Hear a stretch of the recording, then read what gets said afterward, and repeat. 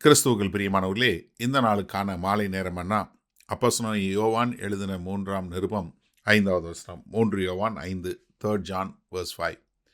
பிரியமானவனே, நீ சகோதரருக்கும் அந்நியருக்கும் செய்கிற யாவற்றையும் உண்மையாய் செய்கிறாய். இப்ப காய்க்கு இன்னொரு காரியம் சொல்றார். என்ன? நீ உபசரிப்பதில் சகோதரரையும் அந்நியரையும் ரொம்ப அழகா நேர்த்தியா பண்ற. அது மாத்திரமல்ல, அதை உண்மையாய் செய்கிறாய். ஏன்னா 2வது நிருபத்துக்கும் 3வது நிருபத்துக்கும் உள்ள ஒரு பெரிய வித்தியாசம் என்ன? 2வது நிருபத்தில் கள்ள ஊழியம் செய்கிறவங்கள நீங்கள் ஏற்றுக்கொள்ளக்கூடாது. அவங்கள உங்கள் வீட்டுக்குள்ளே கூப்பிடக்கூடாது. அவங்களுக்கு நீங்கள் வந்தனமும் சொல்லக்கூடாது. ஏன்னா அவங்க செய்கிறது பாவம். ஆனால் அதே சமயத்தில் உண்மையான ஊழியர்களை ஏற்றுக்கொள்ளணும். அதை ஏற்றுக்கொண்டு அவங்கள என்ன சகோதரரும் சரி அந்நியருக்கும் சரி. இப்போ ஒரு கிறிஸ்தவன் சொல்லி சொன்னால் எப்படி இருக்கணும்? ஒரு விசுவாசம், தேவன் பேரில் ஒரு விசுவாசம். இப்போ தேவன் பேரில் விசுவாசம் வைத்திருக்கிறத நம்ம எப்படி கண்டுபிடிக்க முடியும்? அவங்களுடைய வாழ்க்கையினுடைய வழி தான். ஏன்னா அவங்களுடைய வாயில் சொல்கிறது மாத்திரம் இல்லை, அவங்க வாழ்க்கையின் முறையான தான். யாக்கோபு இதை குறித்து எழுதும்போது ரொம்ப அழகாக எழுதுகிறாரு. யாக்கோபு 2வது அதிகாரத்தில் பார்த்தீங்கன்னா 14ஆம் வசனத்திலிருந்து, என் சகோதரரே, ஒருவன் தனக்கு விசுவாசம் உண்டென்று சொல்லியும் கிரியைகள் இல்லாதவனானால் அவனுக்கு பிரயோஜனம் என்ன? அந்த விசுவாசம் அவனை ரட்சிக்குமோ?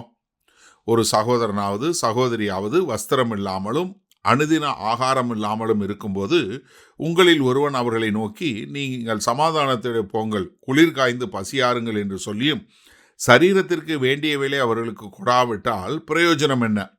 அப்படியே விசுவாசமும் கிரியைகள் இல்லாதிருந்தால் தன்னிலே தானே செத்ததாய் இருக்கும். அப்போ ஒரு தேவனுடைய வார்த்தையை கேட்டு, தேவனை நான் விசுவாசிக்கிறேன், நான் ஒரு ஊழியக்காரனாக இருக்கிறேன், நான் ஒருத்தனாக இருக்கிறேன்னு சொல்லி சொன்னால், அப்படிப்பட்ட ஆள் எப்படி இருக்கணும்? கிறிஸ்துவின் நிமித்தம் வரக்கூடிய எந்த ஒரு சகோதரனையும், அது அந்நியனாக இருந்தாலும் அவங்கள எல்லாரையும் ஏற்றுக்கொண்டு அவர்களுக்கு சரியான முறையில் நம்ம உபசாரம் செய்யக்கூடியவங்களாக இருக்கணும். ஏன்னா ஒரு உண்மையான விசுவாசம் என்ன பண்ணும்? நல்ல கனிகளை உருவாக்கக்கூடியதாக இருக்கும்.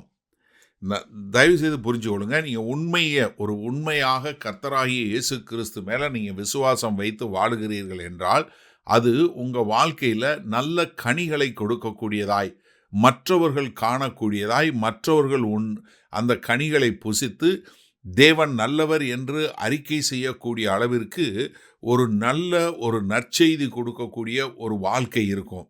அதுதான் இங்கே காயுனுடைய வாழ்க்கையில் பார்த்து அப்போஸ்தலனாகிய யோவான் என்ன சொல்கிறாரு? நீ செய்த காரியம் எப்படி உண்மையாக செய்த, அது சகோதரர்களாக இருந்தாலும் சரி, சகோதரன் யூதர்களாக இருந்தாலும் சரி, யூதர் அல்லாதவனாக இருந்தாலும் சரி, யார் கர்த்தராகிய இயேசு கிறிஸ்துவுக்கென்று உண்மையாக ஊழியம் செய்கிறாங்களோ அவர்களை உண்மையாய் உபசரித்து உண்மையாய் அவர்களுக்கு பணிவிடை செய்தா, அதனால எனக்கு உன்னை குறித்து மிகவும் சந்தோஷம் என்று சொல்லி பாராட்டுதலாய் சொல்லக்கூடிய ஒரு காரியத்தை பார்க்கிறோம். சரி, இந்த நாளில் இந்த வசனத்தை நம்ம எப்படி எடுத்துக்கொள்வது?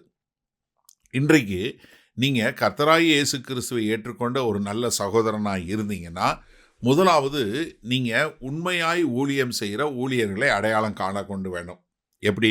யார் உண்மையில் செய்கிறா, யார் அவங்களுடைய வாழ்க்கையும் அவங்களுடைய வார்த்தையும் சரியாக இருக்கிறது, யார் அவங்க சொல்கிறபடி வாழுகிறார்கள், யார் அவங்களுடைய வாழ்க்கையை சரியான முறையில் வழி நடத்துகிறாங்க அப்படிங்கிறத உணர்ந்து கொண்ட சரியான புரிந்து கொண்ட மக்களாய் நீங்கள் இருக்கணும். அப்படிப்பட்ட மக்களை ஏற்றுக்கொள்ளணும். அப்படிப்பட்ட மக்களுக்கு நீங்கள் என்ன பண்ணணும்? அவங்கள உபசரிக்கணும், அவங்கள பராமரிக்கணும், அவங்களுக்கு என்ன செய்யணுமோ செய்யணும். ஆனால் என்ன பண்ணக்கூடாது? அப்படி உண்மை இல்லாதவங்கள ஏற்றுக்கொள்ளக்கூடாது. இப்போ உண்மையான ஊழியக்காரனை நீங்கள் ஏற்றுக்கொண்டு செய்யும்போது அதை உண்மைக்கு செய்கிறீங்களா, இல்லை உங்களுடைய பெயருக்கு செய்கிறீங்களா? ஏன்னா உண்மையாக செய்ய வேண்டுங்கிறது தான் நம்ம காயுனுடைய வாழ்க்கையிலிருந்து கற்றுக்கொள்கிறோம். ஒரு உண்மையாக கர்த்தராகிய இயேசு கிறிஸ்துவுக்கென்று ஊழியம் செய்கிறவங்கள நம்ம உண்மையாக மனந்திறந்து அவர்களை ஏற்றுக்கொண்டு அவர்களுக்கு பணிவிடை செய்யக்கூடிய மக்களாய், இல்லை அவங்கள, ஏன்னா இந்த 1வது நூற்றாண்டில் இருந்த காலம் எப்படி? யாராவது கிறிஸ்தவன் சொன்னால் அவங்களுடைய சொத்துக்கள் போகக்கூடியது, அவங்க பயங்கரமான அநேக பாடுகள் போராட்டங்கள் மத்தியில் போகும்போது அவர்களை ஏற்றுக்கொள்வது என்பது என்ன பெரிய ஒரு சவாலான காரியம். அந்த சவாலை சமாளித்து அவர்களை ஏற்றுக்கொண்டு அவர்களுக்கென்று ஊழியம் செய்வது என்பது உண்மையிலே பெரிய உயிர் தியாகம் செய்யக்கூடிய அளவிற்கு போக வேண்டியது. அப்படி செய்யக்கூடிய மக்களாக இருக்கிறாங்க. நீங்கள் அப்படிப்பட்ட மக்களாக இருக்கிறீங்களா? அப்போ எனக்கு அருமையானவர்களே, நீங்கள் உண்மையான ஊழியம் செய்கிறவங்களா இருந்தால், இல்லை உண்மையாக கர்த்தராகி இயேசு கிறிஸ்துவை ஏற்றுக்கொண்டவங்களா இருந்தால், அப்படிப்பட்ட உண்மையான ஊழியம் செய்கிறவர்களை உபசரிக்க தவறி விடாதீங்க. அதை உண்மையும் உத்தவமாய் செய்யுங்கள்.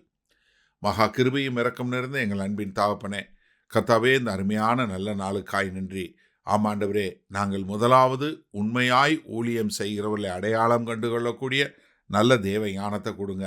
2வது, அவர்களோடு இசைந்து உண்மையாய் அவர்களுக்கு நல்ல ஒரு உபசரிப்பை கொடுக்கக்கூடிய மக்களாய் வாழ எங்களை ஒப்புக் கொடுக்கிறோம். மீட்பரும் இரட்சகருமாகிய இயேசு கிறிஸ்துவின் மூலம் ஜெபிக்கிறோம் வல்ல பிதாவே, ஆமேன். கர்த்தர் உங்களை ஆசீர்வதிப்பாராக. நாம் நாளை காலை தினசரி தியானத்தில் சந்திப்போம். Good night.